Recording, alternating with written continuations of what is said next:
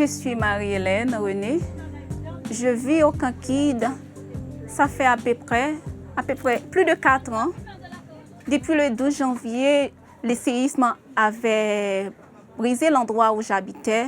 Depuis lors, j'habitais dans ce camp. Malheureusement, on peut dire que 5 ans après, il y a toujours des personnes qui vivent dans les camps d'hébergement en Haïti. Vous savez que bon nombre de familles vivent de l'informel. Aussi, c'est pas puisqu'ils n'ont pas un emploi où ils peuvent recevoir un revenu assez régulier.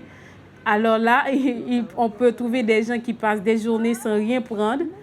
Et c'était comme ça avant, mais je peux dire que cela a empiré et on ne voit pas vraiment une amélioration au niveau des conditions de vie des gens des camps.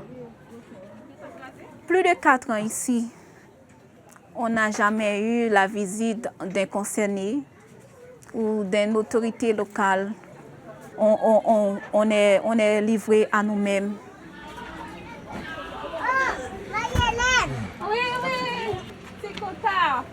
J'apporte ma solidarité aux personnes les plus vulnérables, surtout ceux qui habitent tout près de chez moi. Ils sont contents de travailler, du travail que je fais dans la communauté parce que ça les aide à faire passer leurs revendications, leurs frustrations des fois. Bon, pour le moment actuel, il y a levé moun. C'est vrai, mais il y a levé moun, même en pile problème de retour. Parce que là, on vient lever un parti, moun qui était l'autre parti, vit pas nous en danger en pile. Comprendre? Vit nous en danger parce que les filles encore, quand collé avec quand moi écrasé, difficile en pile. Comprendre? Quand collé à l'autre, difficile. Ça veut dire si par exemple les gens qui vont au côté là, si la crasé, la crasé par là, ou même beaucoup. Parce que quand ils font un seul. Ils font un seul. C'est ça. Ces personnes-là sont les gens qui sont en train de vider les lieux. Les autorités étatiques donnent à peu près 20 000 gouttes aux gens pour qu'ils aillent louer une pièce de maison. Et on a un problème avec les gens du Kankid où ils n'arrivent pas à trouver des logements pour laisser le site. Okay. Avant même le tremblement de terre, il y avait un déficit de logement de près de 300 000 voyez, dans la région métropolitaine de Port-au-Prince. Le tremblement de terre n'a fait qu'empirer un problème structurel. Et jusqu'à présent, nous n'avons pas encore vu une réponse structurelle qui se dessine. Que ce soit du côté de l'État, que ce soit du côté des ONG, que ce soit du côté de la société civile haïtienne. Après le tremblement de terre, l'ancien président René Préval a publié un arrêté dans lequel il a dit qu'on peut utiliser l'espace de Canaan comme refuge pour les victimes du séisme. Et c'est à ce moment-là qu'il y a bon nombre de familles se sont dirigées là-bas. C'est pourquoi il y a tout ce conflit entre des gens qui se disent propriétaires de cet espace et les déplacés qui se sont réfugiés là-bas sur la base de la déclaration d'utilité publique. Tout là, c'est crasé, tracteur est crasé là. Même pas de ça là, il est arraché. L'ouest, son combinaison mettre les fait là pour le coller, tout le monde se ça dans porte là. Quand nous crasé après le tremblement de terre, nous pas côté pour nous aller, nous faire 5 ans là. Quand il y a la pandémie, nous avons fait quand c'est là, on vient craser. Nous pas problème pour craser, mais il faut une chute à parler avec nous qui côté à bon nous pour aller. C'est une maison habitable. L'État vient en foule avec des hommes armés. De manchettes, des bandits armés, chimères. On dirait ils sont tous venus avec la force.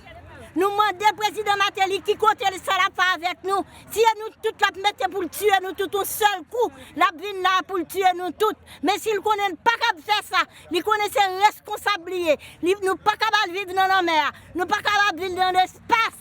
Mais il faut que nous côté quand même pour nous rester. Vous attendez, même pas une responsable qui parle avant plus. C'était les gens eux-mêmes qui ont appelé les médias. Alors c'est pourquoi j'étais j'étais avec le téléphone en train de parler avec les journalistes et ça a fait écho quand même, mais même qu'on ne peut pas dire qu'il y a eu une intervention au niveau du gouvernement, mais ils entendent quand même qu'il y a eu une expulsion forcée au Gaz Village. Et ça, c'est important à ce qu'ils sachent qu'il y a quand même des choses qui se passent, qui sont contraires au respect des droits de l'homme en Haïti. Malgré nous sommes victimes déjà, et nous venons réclamer, nous souffrir, et puis pour l'État qui a aujourd'hui, la crasé, mettez-nous dehors sans que vous n'ayez pas aucun côté pour aller. Moi, je trouve une injustice qui est trop grave, vous n'avez pas dû soulever le peuple là comme ça. Un peu partout dans les camps, surtout à Canara, on a fait des séances de formation sur le droit au logement et les expulsions forcées. Maintenant, et aussi on a reçu par un petit livret de Amnesty International. Avec tous les échanges qu'on a, ils savent maintenant quand leurs droits sont violés et ils peuvent répliquer pour avoir réparation et justice. Le GAR, avec le support de plusieurs autres organisations, on est venu avec les coopératives de logement comme une alternative pour résoudre le problème de logement des familles déplacées. À Las Caobas, il y a déjà un village où les gens ont reçu des maisons.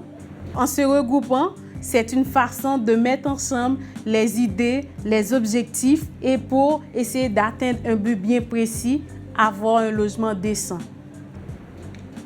Pour moi, la question du logement, c'est un prisme qui aide à voir les grands problèmes structurels de la société haïtienne.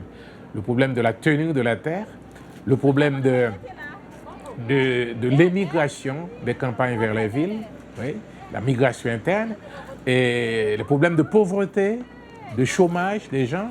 Comment est-ce que vous allez demander à ces pauvres-là qui pilulent dans les bidonvilles de se construire des logements décents? Ce n'est pas possible sans un programme d'accompagnement de l'État. Alors, c'est un problème très complexe et c'est le problème finalement d'Haïti qu'on aborde à travers la question du logement. J'aimerais que les choses changent. Mon espérance, c'est que je pense un jour que ça allait changer. Ma condition de vie, ma famille, je pourrais entretenir ma famille normalement. Je pensais avoir trouvé un boulot, mais je ne sais pas quand, je ne sais pas où. Mais j'espère toujours.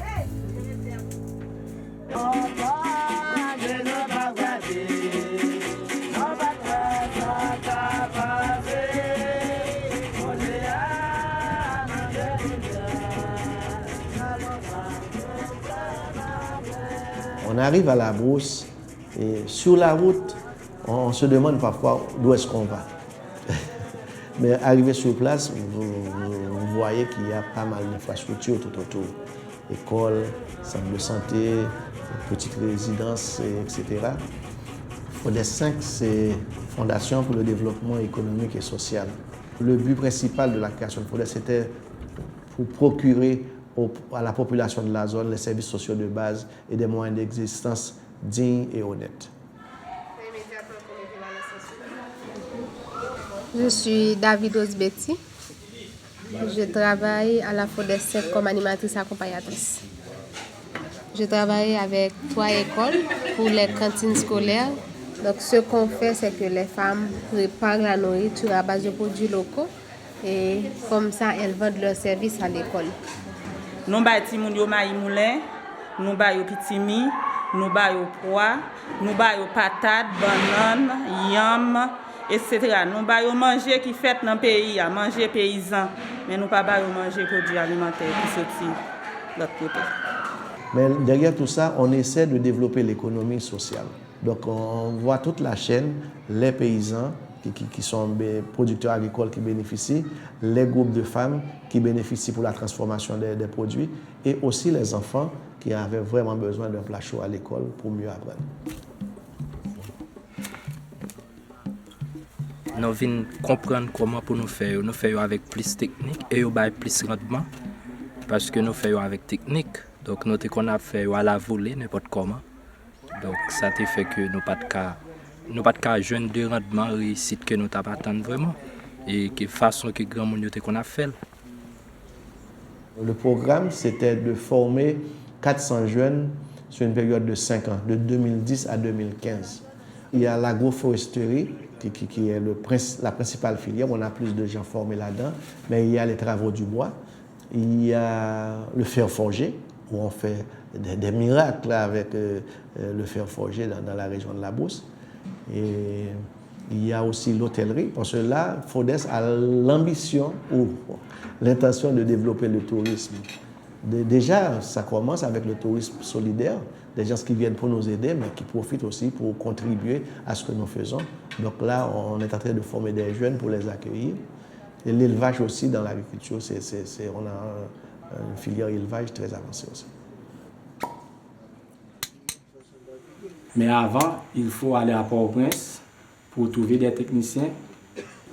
Ce problème à résoudre parce qu'on a des techniciens en maçon, on a des techniciens en mécanique moto, en ferronnerie, en ébéniste et en agriculture.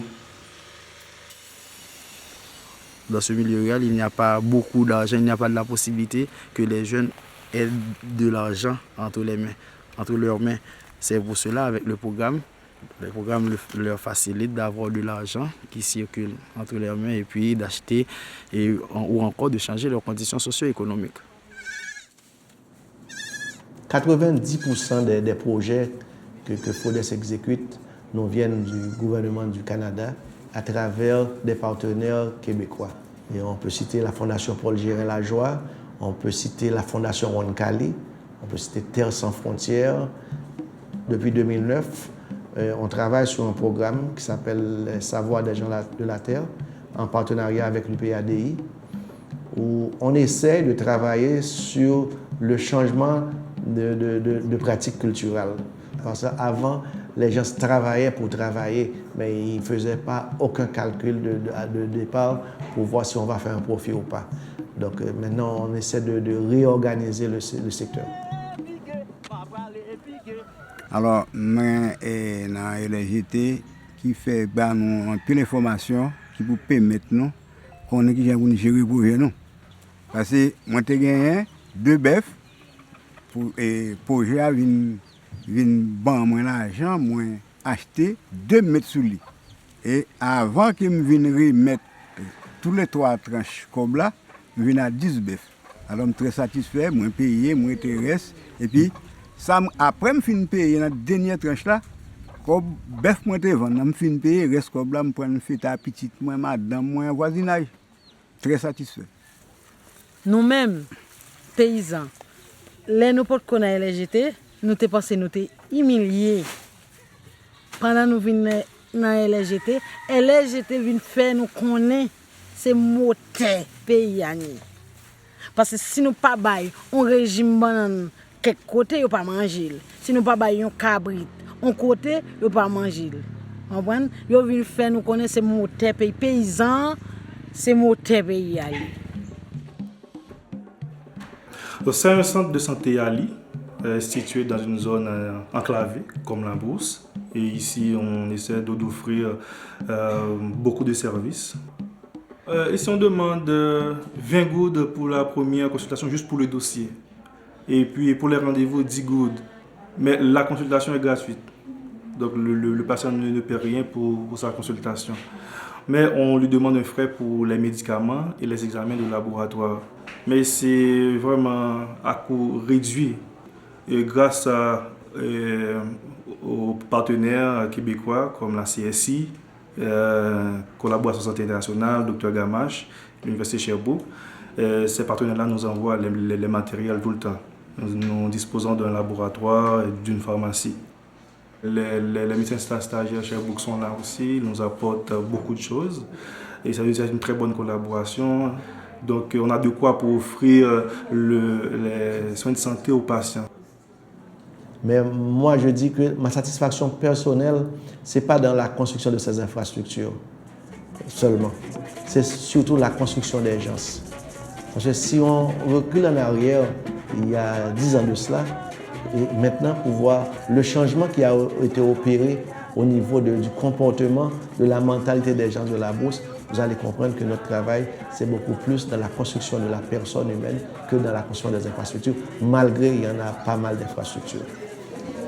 Quand je vois que je suis utile à ma zone, j'aide des enfants, je vois toujours la vie positive. Donc je souhaite qu'il y ait de l'amélioration, mais l'amélioration doit commencer dans les milieux ruraux et par les enfants. C'est pourquoi je dis que mon travail, c'est une satisfaction, parce que ce qu'on aide, c'est les petits-enfants. Les petits-enfants, ce sont eux-mêmes qui vont devenir grands et qui vont travailler dans l'avenir. Donc, aider les enfants, c'est commencer là où on doit commencer.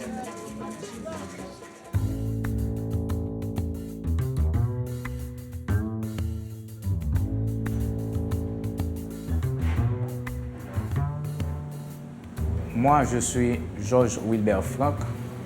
Je suis coordonnateur général de l'Union nationale des Nord-Maliens, Nord-Maliennes et éducateurs et éducatrices d'Haïti.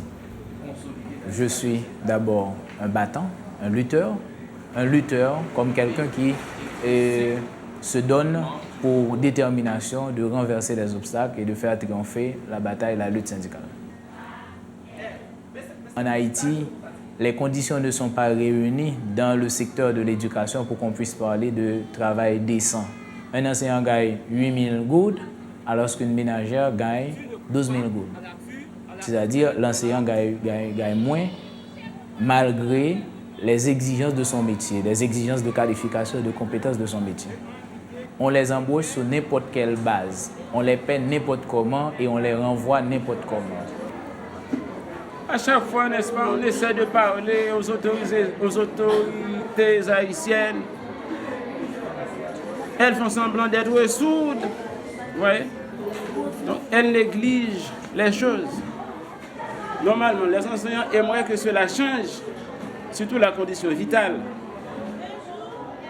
Il nous faut avoir des matériels didactiques pour que les élèves puissent mieux apprendre. Et puis, il faut qu'il y ait de la cantine pour les élèves. J'aimerais qu'on a augmenté le salaire des professeurs. Nous avons signé une déclaration qui regroupe plus de 8 syndicats dans une plateforme. C'est la plateforme des syndicats d'enseignants. L'unité syndicale est indispensable à la mobilisation pour que nous soyons puissants, pour que nous puissions défendre effectivement les intérêts des enseignants. En mars. Et ensemble syndicats enseignants lancé depuis 18 novembre une grosse campagne sur tout le pays pour l'éducation publique de qualité. Avec la campagne que nous avons lancée en novembre 2011, le 18 novembre 2011, pour une éducation publique de qualité, nous avons pu sensibiliser la population et les politiques, la société en général, les enseignants, sur les enjeux d'une école de qualité pour le pays. Cela n'a pas été fait sans peine. On a dû quand même avoir recours à des moyens très forts, par exemple la grève.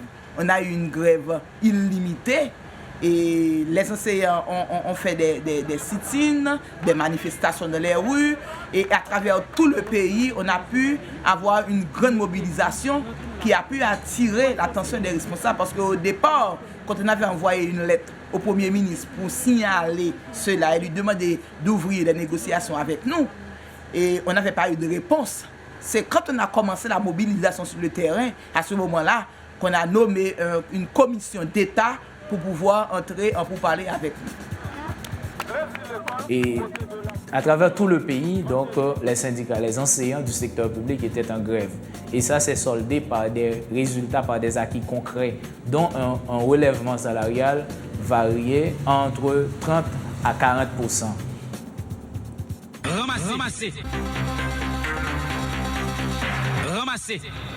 Ramasser. Nous allons parler en pile d'éducation. Nous avons des syndicalistes, nous avons un ministre de l'Éducation nationale ensemble avec. Le plus grand espace médiatique de débat actuellement, c'est l'émission Ramasser qui se diffuse sur les ondes de la radio Caraïbe. Avec la mobilisation, nous sommes en train d'imposer le débat et les débats sociaux dans les espaces médiatiques, dans les espaces publics.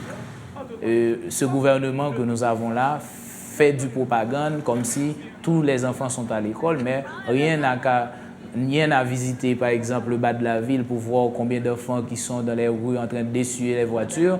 On est presque sûr que les militantes de base vont nous rappeler de la table de négociation si rien n'est fait par le ministre pour changer de discours, mais pour commencer par faire des actions concrètes.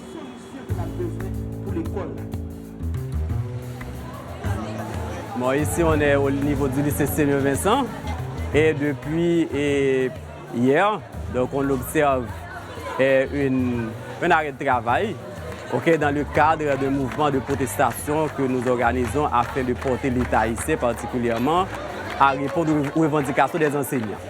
Il y a les élèves qui sont là, ils sont là sur la cour, il n'y a pas de cours. Les professeurs, même s'ils viennent, ils restent au niveau de la cour, ils ne travaillent pas. Et donc vous pouvez constater cela. Donc c'est une grève qui réussit, on peut dire, à 100%. Donc nous pensons que si l'État veut pratiquement réformer le système, si on veut améliorer l'éducation en Haïti, il faut d'abord commencer par bien traiter les enseignants. Les salles sont surchargées, il y a beaucoup d'élèves dans les salles de classe et l'État, en fait, pratiquement n'annonce pas de solution à ce problème-là. Je crois que c'est ça qui m'a surtout motivé pour faire partie d'une organisation syndicale de manière à défendre non seulement les enseignants, mais aussi à défendre l'éducation en général. Dans un pays où beaucoup de citoyens se désengagent, les pouvoirs publics se constituent, se présentent comme étant des bons papas. D'ailleurs, dans l'histoire d'Haïti, il y avait un président qui se fait nommer Papa Doc, régime des Duvaliers. Son fils, c'était Baby Doc. Donc, en Haïti, c'est cette culture qu'on est en train d'inculquer aux citoyens. Bon, moi, je pense qu'il faut renverser cette situation, qu'il faut que les citoyens s'engagent pour forger leur destin et le destin de tout le peuple, de l'État. Donc c'est ce qui me motive en tant que citoyen à être toujours engagé, à militer dans le secteur là où je travaille, afin qu'on puisse contribuer au développement, au devenir de la société haïtienne. Donc il faut responsabiliser davantage la société civile, encourager ces organisations qui surgissent dans le monde rural, dans le monde suburbain, dans le monde urbain. Donc pour moi c'est un bon signe. On a aussi un réseau assez important d'organismes de défense des droits humains, de défense des libertés publiques. Ça c'est aussi important. Et on a eu depuis 1986, depuis la chute de la dictature des Duvaliers, on a réalisé des pas importants dans le domaine de la démocratie, dans le domaine de la liberté d'expression, de la liberté d'organisation. Et ça, c'est important. Vous pouvez voir les manifs que nous avons dans les rues, les étudiants, vous voyez, des médias indépendants qui prennent la parole, qui donnent à la population la possibilité de parler, donc l'accès à la parole. Pour moi, c'est extrêmement important. Alors, c'est dans ce sens-là que je vois les problèmes, ils sont immenses, mais je vois aussi des chemins, des pistes de sortie, et qui sont nombreuses, qui sont importantes.